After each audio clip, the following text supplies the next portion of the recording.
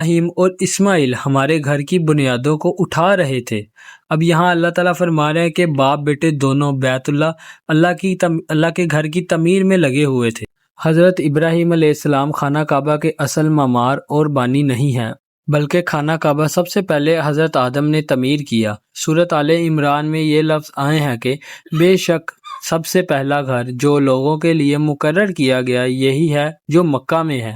اب یہ کیسے ممکن تھا کہ حضرت آدم علیہ السلام کے زمانے سے لے کر حضرت ابراہیم علیہ السلام تک کم و بیش 4000 برس کے دوران روئے ارضی پر کوئی مسجد تعمیر نہ ہوئی ہو؟ اللہ تعالیٰ کی عبادت کے لیے تعمیر کیا گیا سب سے پہلا گھر یہی کعبہ تھا۔ جب وہ ان بنیادوں کو اٹھا رہے تھے تو اللہ تعالیٰ سے دعا مانگ رہے تھے، اے ہمارے رب ہم سے یہ خدمت قبول فرما، ہماری اس کوشش اور ہماری اس محنت و مشقت کو قبول فرما۔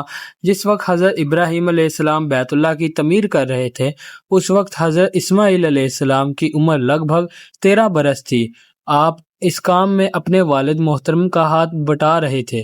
یقیناً تو سب کچھ سننے والا، جاننے والا ہے، اور اے ہمارے رب ہمیں اپنا مطیع فرمان بنائے رکھ۔ نوٹ کیجئے یہ دعا حضرت ابراہیم علیہ السلام کر رہے ہیں، تو میں اور آپ اگر اپنے بارے میں مطمئن ہو جائیں کہ میری موت لازم حق پر ہوگی، اسلام پر ہوگی، تو یہ بہت بڑا دھوکہ ہے۔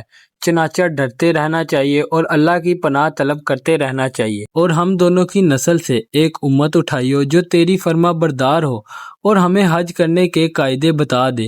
اے پروردگار، تیرا یہ گھر ہم نے بنا تو دیا، اب اس کی زیارت سے متعلق جو رسومات ہیں، جو مناسک حج ہیں، وہ ہمیں سکھا دے اور ہم پر اپنی توجہ فرما۔ یقیناً تو ہی ہے بہت زیادہ توبہ کا قبول فرمانے والا اور شفقت کے ساتھ رجوع کرنے والا اور رحم فرمانے والا۔ اور اے ہمارے پروردگار، ان لوگوں میں اٹھائیو ایک رسول خود انہی میں سے۔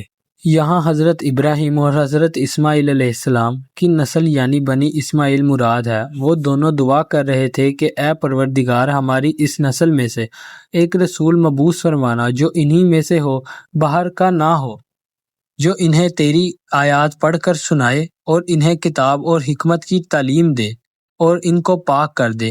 کتاب کو صرف پڑھ کر سنا دینا تو سب بہت آسان کام ہے، اس کے بعد کتاب اور اس میں موجود حکمت کی تعلیم دینا اور اسے دلوں میں بٹھانا اہم تر ہے، اور ان کو پاک کرے اور ان کے دلوں میں تیری محبت اور آخرت کی طلب کے سوا کوئی اور طلب باقی نہ رہے دے۔